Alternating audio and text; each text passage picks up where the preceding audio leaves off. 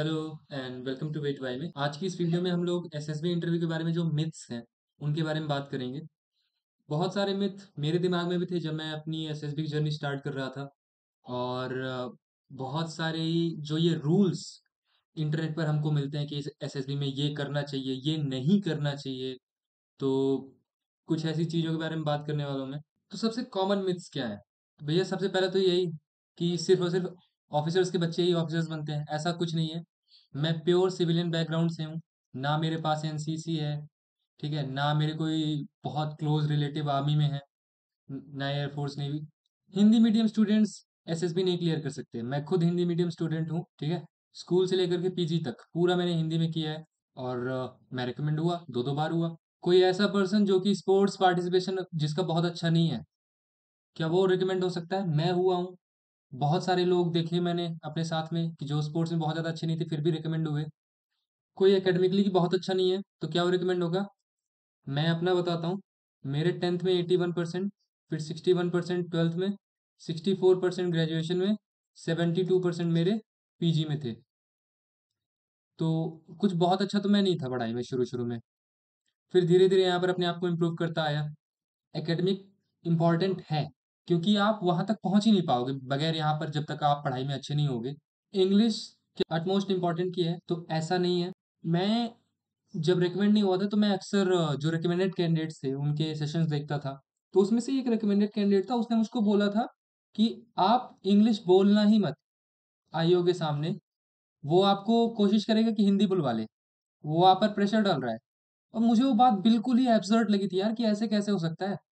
और मैंने इंटरव्यू में, पर्सनल इंटरव्यू में, कॉन्फ्रेंस में, इवन साइक में भी हिंदी लिख के आ गया था भाई मैं, कहीं कहीं पर। ठीक है, ऐसा नहीं कि मैं पूरा हिंदी लिख के आ गया था। थोड़ा थोड़ा जहाँ पे वर्ड नहीं आ रहा वहां पर हिंदी बोल दी। तो ऐसा नहीं है कि इंग्लिश ही चाहिए। आप अपने थॉट्स को कैरी फॉरवर्ड कर पा रहे हो, बहुत अच्छा है, ठीक है, वही चाहिए। बीए एमए स्टूडेंट्स नहीं पास कर सकते क्या एसएसबी? मैं खुद एमए किया है मैंने, बीए और एमए किया है। पर्सन विद लिटिल एक्सपोजर, कई बार मैं खुद ऐसा सोचता था कि लगता है कि मैं इसलिए शायद रिकमेंड नहीं हो पा रहा कि मेरा एक्सपोजर ही नहीं है, मैं किसी बड़े शहर से नहीं हूँ, मैंने कोई बहुत अच्छे स्कूल से पढ़ाई नहीं करी, कोई बहुत अच्छे कॉलेज में मैं गया नहीं, तो शायद इस वजह से रिकमेंड नहीं हो पा रहा। ऐसा कुछ नहीं है। हम्म, ठीक है। आपका नॉलेज, देखो यार, नॉलेज हमेशा आपके लिए बेनिफिशियल रहेगा, लेकिन सिर्फ और सिर्फ नॉलेज के बेसिस पर आपको रिजेक्ट कर रहे हो या वहाँ पर आपको रिकमेंड कर रहे हैं, ऐसा नहीं होता है। ठीक है, नॉलेज डज मैटर, लेकिन आपको रिजेक्शन या एक्सेप्टेंस का यहाँ पे रीजन नहीं बनने वाला। एसएसबी के लिए प्रैक्टिस करना क्या सही है या नहीं, मैं तो करता था बहुत सारी चीज़ों की अपने दोस्तों के साथ में, वहाँ पर व्हाट्सएप ग्रुप बना करके टैट की प्रैक्टिस करता था। और जीटीओ में आउटडोर जीटीओ, जीडी, ये सब चीज़ें मैं प्रैक्टिस करता रहता था। लेक्चरेट की प्रैक्टिस करता था, क्योंकि मैं बहुत ही वीक था इंग्लिश बोलने में शुरू शुरू में। तो मुझे उसकी आदत डालनी थी कि मेरे दिमाग में बैठ जाए कि मैं इंग्लिश बोल लेता हूँ। पास्ट लाइफ मैटर करती है, बिल्कुल करती है। आप अपने कैरेक्टर के लिए अपने एक्शन से ही जज किए जाओगे, ठीक है। लेकिन पास्ट लाइफ में आपने भले ही कितना भी एवरेज किया हो, अभी अगर आप ठीक ठाक कर रहे हैं तो इट इज़ ओके। कुछ ना कुछ रीज़न रहा होगा, अगर आपको पास्ट में कुछ ठीक नहीं रहा है, कुछ ना कुछ रीज़न रहा होगा। ओके, तो अगर कुछ गलत हुआ है पीछे, अब सुधार लो, अभी टाइम है। ओके। लाइफ के लिए क्लैरिटी बहुत ज़्यादा ज़रूरी है आपके एसएसबी में। आपको अपनी लाइफ की क्लैरिटी होनी चाहिए। ये नहीं कि आप यहाँ पे जीके रट रहे हैं, करंट अफेयर्स रट रहे हैं कि पर्सनल इंटरव्यू में पूछा जाएगा। कभी नहीं ऐसा होता है भाई कि वो आपको पर्सनल इंटरव्यू में वहाँ पर नॉलेज के बेसिस पर आपको रिकमेंड कर दे या रिजेक्ट कर दे, नहीं होता है। आपको क्लैरिटी चाहिए अपनी लाइफ के बारे में। मैं खुद जब पर्सनल इंटरव्यू हो रहा था तो मुझसे 7-8 सवाल पूछे गए थे जीके के। 2-3 के अलावा मैं सब में कह देता था कि सर आता ही नहीं है मुझे। सेल्फ कॉन्फिडेंस मैटर करता है, बिल्कुल मैटर करता है, लेकिन बहुत सारे लोग फेक सेल्फ कॉन्फिडेंस की बात करते हैं, तो वो मत करना। सेल्फ कॉन्फिडेंस से कैसे आएगा? जब आप कुछ चीज़ें अचीव करोगे तो अपने आप आपके अंदर भरोसा आने लगेगी कि हाँ, मैं यहाँ तक पहुँचा हूँ, आगे भी जा सकता हूँ। ठीक है, तो फेक सेल्फ कॉन्फिडेंस के चक्कर में मत रहना, कहीं ना कहीं दिख जाएगा आपका। तो सेल्फ कॉन्फिडेंस बिल्कुल मैटर करता है। Fake it till you make it, भाई पता नहीं यार ये कैसे कैसे फैंसी कोड्स डाल करके आपको बेवकूफ़ बनाया जाता है, पता नहीं। हो सकता है कि ये चीज़ें काम करती हों, मैंने कुछ लोगों को देखा है जो कि ये बातें बोलते हैं और वो रिकमेंडेड हैं, तो हो सकता है शायद उनके लिए काम करे हों, बट मैं इन चीज़ों से एग्री नहीं करता, ठीक है? मैं फिर से एक बार बता देता हूँ, पहले से बोलते आया हूँ कि एसएसबी के लिए सभी का अप्रोच अलग-अलग होता है और मेरा जो अप्रोच है मैं उस हिसाब से बता रहा हूँ। कोचिंग के बगैर रिकमेंड होना पॉसिबल है क्या? बिल्कुल पॉसिबल है। मैं हुआ हूँ 2 बार, मैं एक लड़की से मिला था, वो 4 बार रिकमेंड हुई थी। तो बहुत सारे ऐसे लोग हैं जो आपको विदाउट कोचिंग मिलेंगे जो कि रिकमेंड हुए हैं, लेकिन हाँ, मोस्टली आप देखोगे तो कोचिंग ना किसी से एसोसिएटेड रहते हैं, ठीक है? तो कोचिंग्स का आप अपने लिए डिसाइड कर सकते हो कोचिंग जाना है या नहीं जाना है, इट्स ऑल योर डिसीजन। क्या वर्किंग पीपल ही सिर्फ़ और सिर्फ़ रिकमेंड होते हैं? ऐसा कुछ नहीं है। मैं तो ट्यूशन पढ़ाता था, मैंने बहुत सारे ऐसे लोग देखे हैं जो कि सिर्फ़ और सिर्फ़ पढ़ाई कर रहे हैं, वो रिकमेंड होते हैं। तो इन सब चीज़ों को आप अपने दिमाग से हटा दीजिए, अपनी लाइफ़ को बेहतर बनाइए, वही ब आपके लिए अच्छा रहेगा, for your life, for your SSB.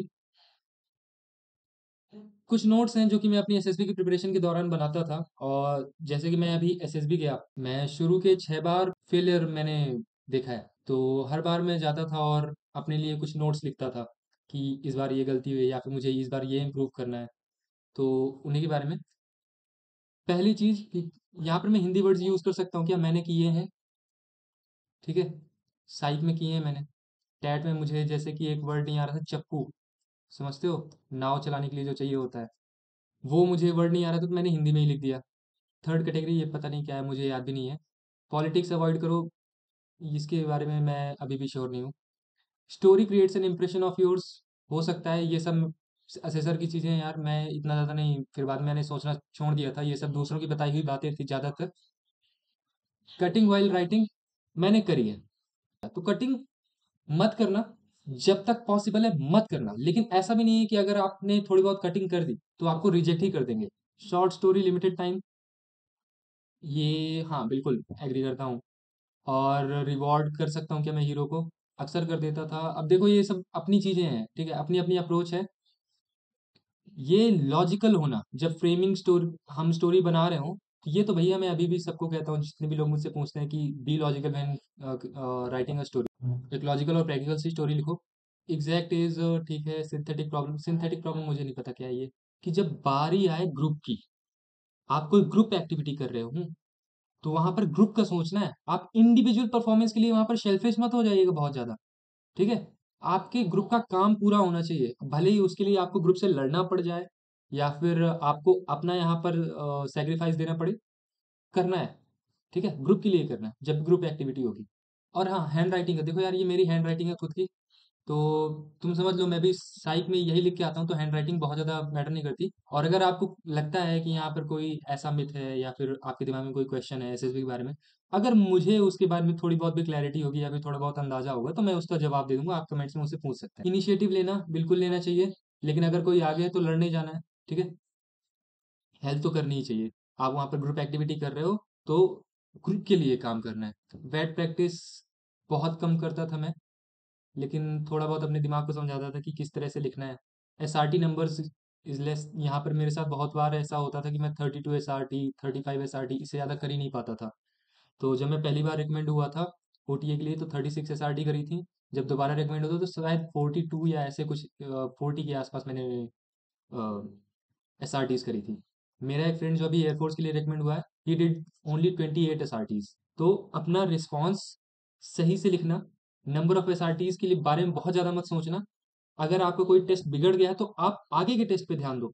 Blank story मैं रेडी करके जाता था, बहुत सारे लोग वहाँ पर वहीं सोच लेते हैं। एसडीबी मैं अपना याद करके जाता था। Physical practice, better habits to add, हाँ ये दोनों तो मैंने किया है। ये कुछ क्वेश्चंस हैं जब मैं इंटरव्यू दे के आया था, शायद एएफएसबी देहरादून वाला। कीप लुकिंग एट आईओ, ये बेकार है, ठीक है? आप अपने हिसाब से देखना, ज़रूरी नहीं कि आप उनकी तरफ देखते ही रहो, लेकिन हाँ, जब भी आप किसी से एंगेज कर रहे होते हो कन्वर्सेशन में, तो आप जनरली उनकी तरफ देख रहे होते हो, ठीक है? बहुत ज़्यादा सोचना नहीं है, you are just talking to that person, ठीक है? तो नॉर्मली बात करनी है। बी अटेंटिव, ये बहुत बहुत ज़रूरी बात है। लिसन केयरफुली, ठीक है? जब तक आप ध्यान से सुनोगे नहीं ना, तब तक आप जवाब नहीं दे पाओगे ठीक से। रैपिड फायर में भूल जा रहा था, कोई प्रॉब्लम नहीं है। जो भी क्वेश्चंस हैं, कोशिश करो जितना अच्छा कर सकते हो उतना अच्छा करो।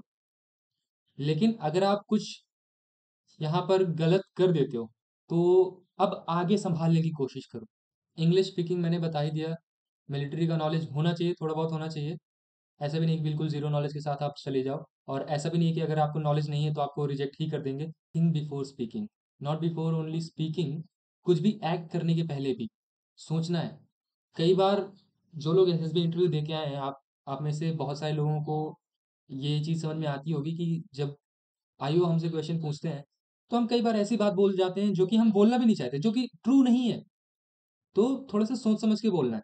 और जीटीओ में भी मेरे साथ ऐसे अक्सर होता था कि मैं फट्टा लेता था और बस किसी तरह से उसको सेट करने की कोशिश करता था, कहीं पर सेट हो जाए, मैं कहीं पे पार कर जाऊँ। तो सोचना है कुछ भी करने के पहले। लेक्चरेट की प्रैक्टिस मैंने करी थी, खूब करी। जीपीई की भी प्रैक्टिस करी मैंने। इंग्लिश की हैंडराइटिंग बहुत ज़्यादा मैटर नहीं करती, लेकिन हाँ, आप कम से कम इतना तो लिखो ही कि आपको समझ में आ जाए, सामने वाले को। ये इनिशिएटिव और प्लानिंग मुझे लग रहा था कि इसमें कमी है, मैंने इनको इम्प्रूव किया और काफ़ी हद तक इम्प्रूव भी हो गया। बी काम व्हाइल स्पीकिंग, बिल्कुल। Think first and then respond, किसी भी चीज़ के बारे में। इंटरव्यू को मुझे इम्प्रूव करना था, ये मेरा रूटीन है, ठीक है? इस तरह के मैंने बहुत सारे रूटीन बनाए, जो कि मैं कभी फॉलो नहीं कर पाया। बहुत सारे लड़के जो कि घर में रह कर के अपनी प्रिपरेशन कर रहे हैं, यू गाइस कैन अंडरस्टैंड कि बहुत सारे काम हो जाते हैं घर के, तो ये रूटीन फॉलो कर पाना ऑलमोस्ट इम्पॉसिबल हो जाता है। और गर्ल्स के लिए भी ये बड़ा ही मुश्किल हो जाता है, जो लोग घर में रहती हैं। अगर वो कोई लड़का बाहर भी रह रहा है, तो भी बड़ा ही मुश्किल हो जाता है एक रूटीन फॉलो करना। मिस प्रोनाउंसिएशन, कोशिश करना है अपने आप को बेहतर बनाना है, ठीक है? मैंने जो भी यहाँ पर बताई है कि ये मिस्टेक्स मैंने करी थी, मैं फिर भी रिकमेंड हुआ, तो इसका मतलब ये नहीं कि आप वहाँ पर मिस्टेक्स करो, बेहतर करना है यार, ठीक है? लेकिन अगर आप मिस्टेक कर दे रहे हो तो उसके बारे में सोचना नहीं है, आप आगे अच्छा करो। ठीक है, तो आज की इस वीडियो में इतना ही। मिलते हैं नेक्स्ट वीडियो में। बाय बाय, जय हिंद।